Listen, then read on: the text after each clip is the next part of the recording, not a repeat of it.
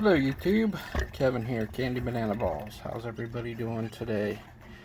Hey, wanted to do this video. I did the video just a few days ago about ASF colonies and how many do you need to feed your collection of snakes.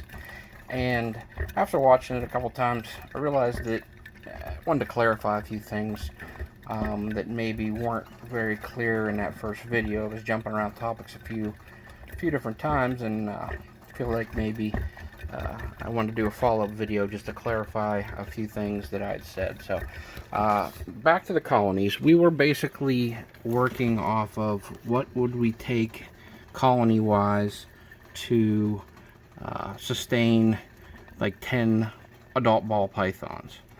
And the colony suggestions I had for a couple of reasons, and that's basically what I want to clarify.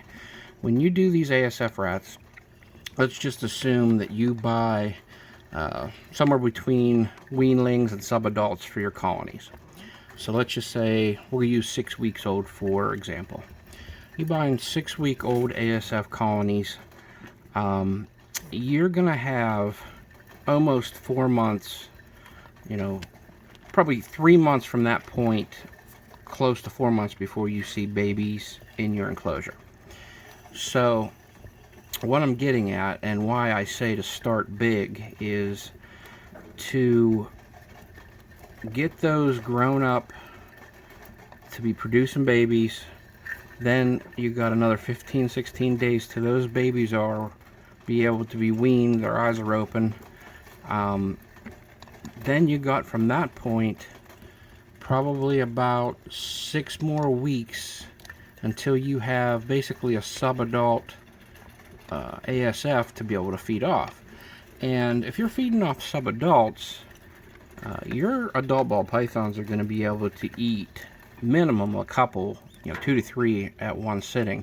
If you got females that are breeding and putting on breeding weight, that could easily go to 5, 6, 7 of those subadults. And even if you get to the adult size, those females can probably devour 2 or 3 pretty easily. So what I'm getting at is you got to do a couple things. You got to understand what your goal is, what you want to accomplish, and how to get there. In my opinion, is to start with larger colonies until you get established. It's very easy to adjust your colony once you know what you need by feeding them off, but it takes you probably 6 months to establish a colony. That's what I'm getting at. So if you want to feed 10 snakes, and it might, when you refine things and you get everything up and running and you have established some subadults, and now you are replenishing and kind of cycling through those, so you're taking the oldest ASF out, feeding them off, and you're replenishing them, so every time you go to feed off, you have basically adult ASF. To get to that point, it's going to take you some work. It's going to take some extra colonies, or bigger size colonies even, and it's very easy then from there to adjust back. Once you establish, okay, maybe I only need 2 colonies of, say, 1, 4, 1, 5 to feed 10 ball pythons. Once you have everything established and you have a reserve set up, the reason I say to go big is then you have that adjustment period. You have the power right then and there to tailor it how you want. You can keep producing, and if you end up with too many adult, you can easily freeze them off and save them for a later date. You could sell some to friends or pet stores near you. ASFs are pretty popular depending where you're at to sell. So it's really not hard to find a use for them. And there's a lot of people that want to breed them, so you can sell off breeder packages as well. So that's my reasoning behind starting larger, because you could probably sustain 10 ball pythons off of 2 small colonies of ASF. That's probably not the problem. And the other point to that, and I wanted to stress, is until you get those colonies set up and producing, that colony can vary so greatly. You might have 6 ASF moms in there that each average 10 babies. Or you might have 6 ASF moms that each average 17 or 18 babies. That's a big difference. Until you see what your moms are going to produce, there's such a big window even there that that's where the adjustment comes in, and that's why I wanted to do some clarification video, because I think a few people are going to watch that video and say, there's no way I need that many, that many colonies if these things are dropping close to 20 babies a pop, and there's no way, I should only need, one colony of a 1-4 or 1-5 colony should do me just fine. And it eventually might, but until you get to that point, I think you need to do, or suggest, what I'm suggesting to do is your best option. And they can get very frustrating just in the time factor. You're waiting for them to start breeding, you're waiting for the babies to start. Another issue with ASFs that you can run into is many times their first litters don't survive, or they eat them. That's just an ASF thing. The mothers, whether it's, they don't understand what to do, their first time, I don't know what it is, but, if you check around, it's a very common thing. First litters, a lot of times, don't work out. So now, add another 24 to 30 days to your production. You have all these ASFs, it took you 3 to 4 months to breed them, and then you have babies, and then all of a sudden they eat all the babies, and now you've got another cycle of, close to a month to wait until new babies come. Those are the things that you're going to battle, and those are the things that can frustrate you to the point of, like, I'm done with these things, I give up.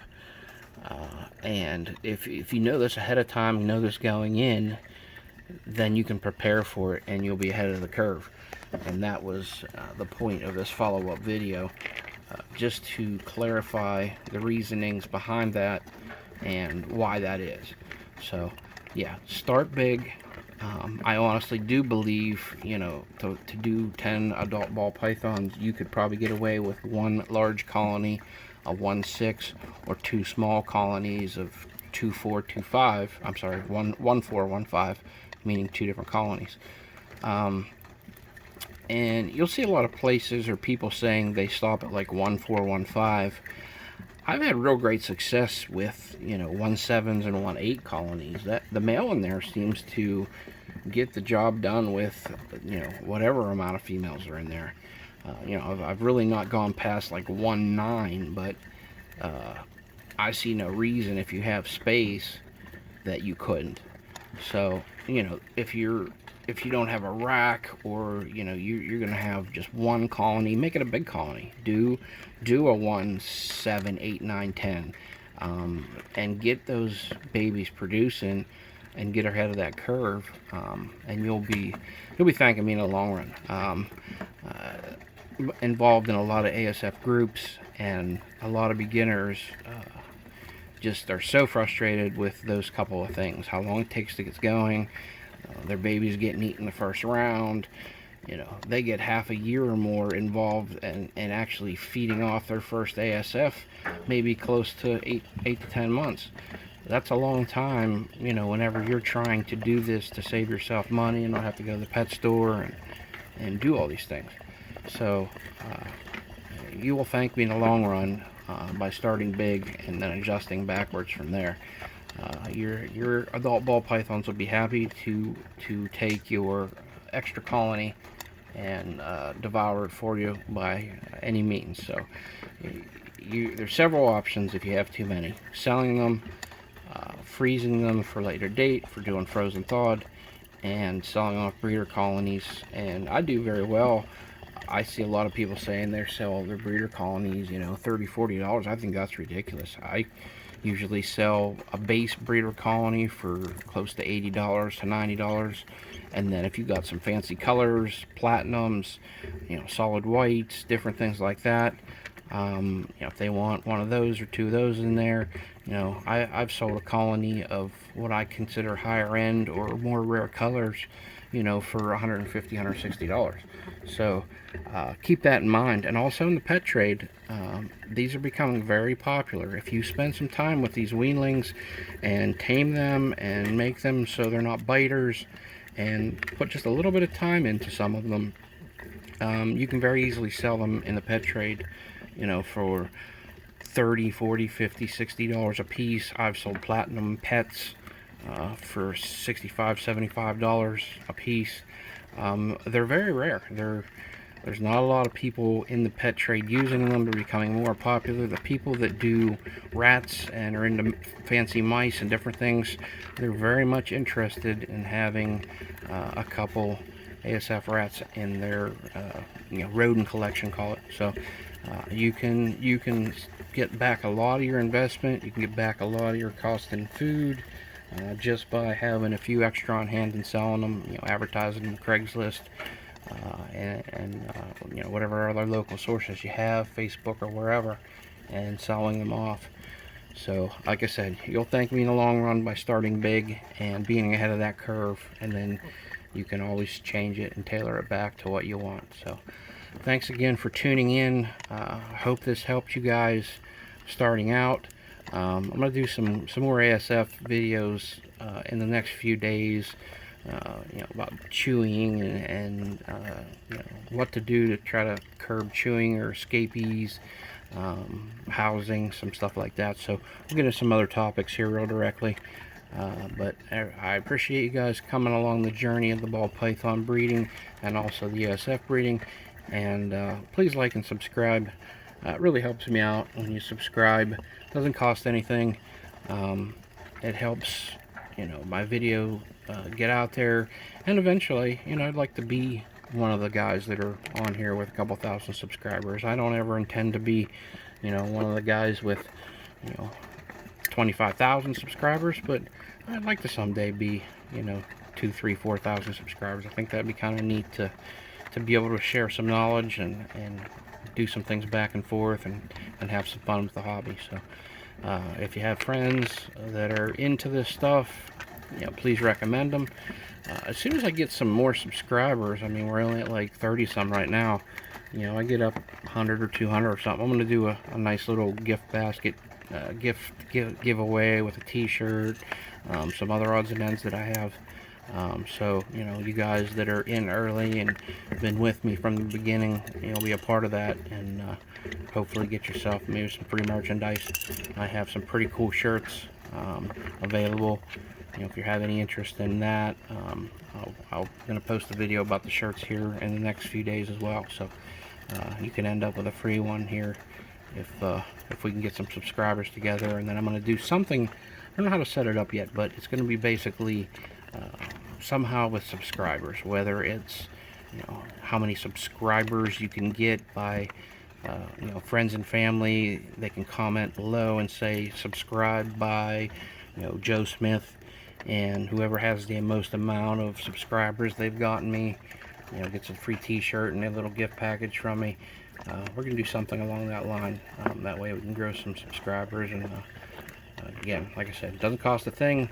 If you don't like the content or are bored with it, you can always unsubscribe down the road. But I try to keep it informative and as interesting as possible. We try to cover some different topics that a lot of the other people don't. So thanks again. Like, subscribe. You guys have a great evening. Thanks.